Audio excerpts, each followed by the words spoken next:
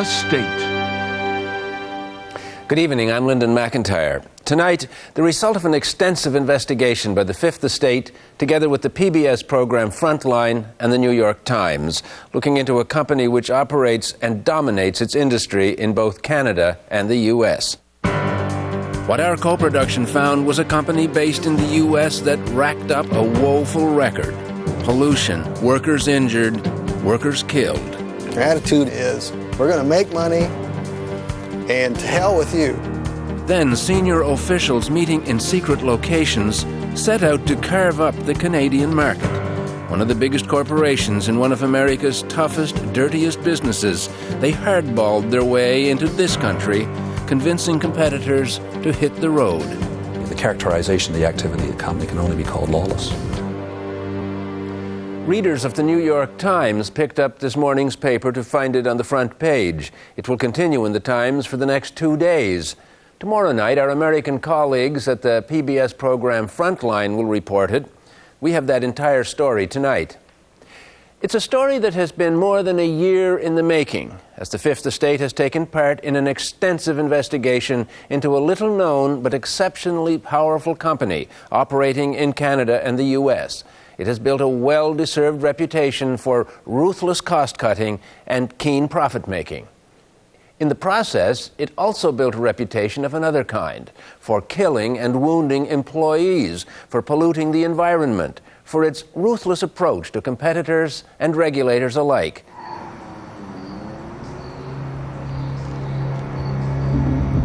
This is Birmingham, Alabama. And this is the story of how a giant American corporation conspired to dominate an unglamorous but essential Canadian business.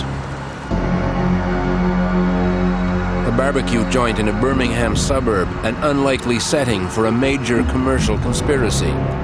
But it was here, late in 1989, that the vice president of a company called McWane Inc. ordered a major competitor to get out of Canada or face reprisals in the U.S. market.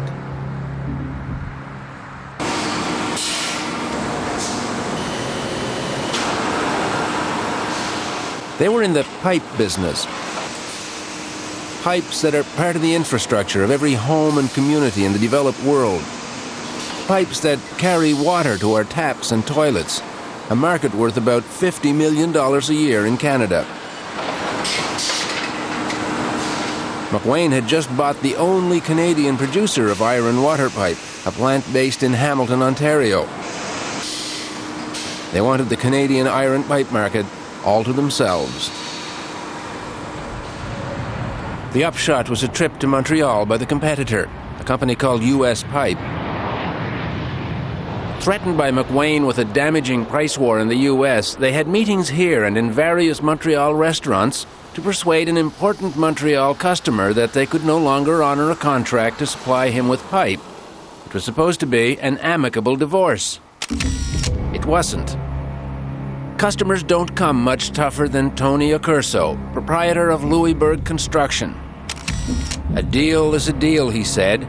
Over the next 2 years, he stonewalled every effort by U.S. Pipe to get rid of him. His intransigence eventually spooked the Americans so badly, one U.S. Pipe official noted, "No company will succeed in construction industry of Ontario and Quebec without fully cooperating with the Italian contractors and leaders."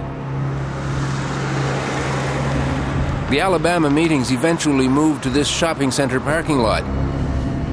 We went to court to unseal documents describing the conspiracy. We found sworn affidavits describing secret meetings at which McWane officials, including the company president, were incredulous that some insignificant Canadian was blocking their monopoly game. McWane increased the pressure until U.S. Pipe eventually panicked and complained to the U.S. Justice Department and the Canadian Competition Bureau. The characterization of the activity of the company can only be called lawless. Lawless. Bill Miller, senior counsel with the Competition Bureau, was amazed by the brazen simplicity of the scheme. It's pretty direct stuff. It's pretty direct stuff.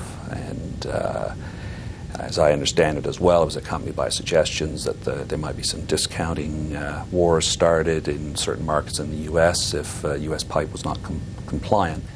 they seem to be stuck between this hard rock in Montreal and this behemoth in Alabama. They were in a difficult position, and I guess between the top executives of U.S. Pipe, it was a bit of a hot potato that who gets to go talk to McWane next and make a next set of excuses.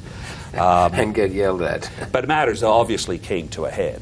There was such pressure brought that, as I understand it, ultimately the parent of U.S. Pipe finally said, look, enough of this. Let's get our lawyers to go talk to the DOJ. We've got to put an end to this. Confronted by regulators, McWane promptly pled guilty to illegal trade practices and paid a record $2.5 million fine. Case closed? Well, not quite. 8 years later, they've turned this Hamilton plant into a distribution depot. But they now have their virtual monopoly in Canada, and not just for iron water pipes, but for many of the components of our water and sewer services as well.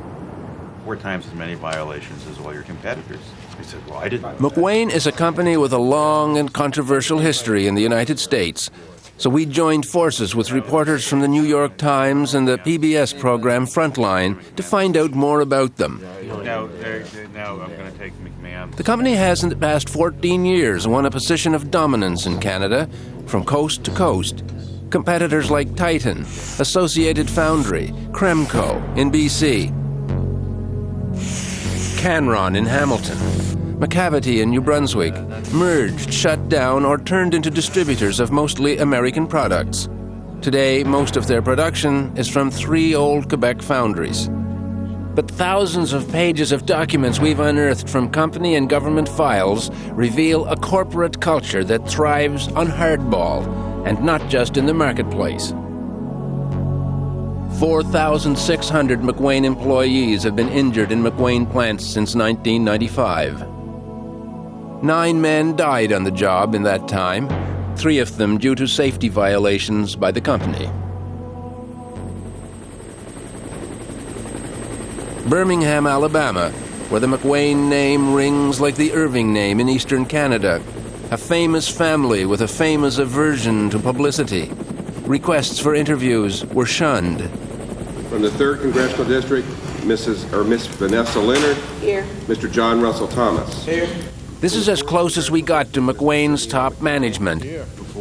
Thank you very much, Trustee. A company director who was also president of the Board of Trustees of the University of Alabama. Do I hear a motion to be approved? A lawyer named John McMahon, who, as president of McWane 10 years ago, presided over many of those parking lot meetings to lock up the Canadian market.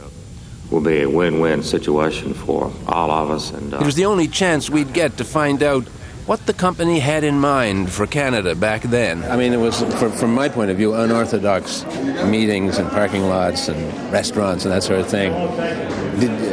Was that an indication that you anticipated some problem down the road, or was it... I'm really not going to comment. I mean, we can ask. I'll stand here as long as you want to answer the question, and I will give you the same answer. Okay. But I'm really not going to comment. Well, since you're good enough to stand here, I'll ask you one more question. I mean, the McWane's interests in Canada have been under scrutiny from the Competition Bureau, are under scrutiny now. And could you comment on just what kind of a message that sends out about the McWane policy on competition in the marketplace? That it's been scrutinized? Yeah, by the Canadian Competition Bureau for business, and current last week. Yeah.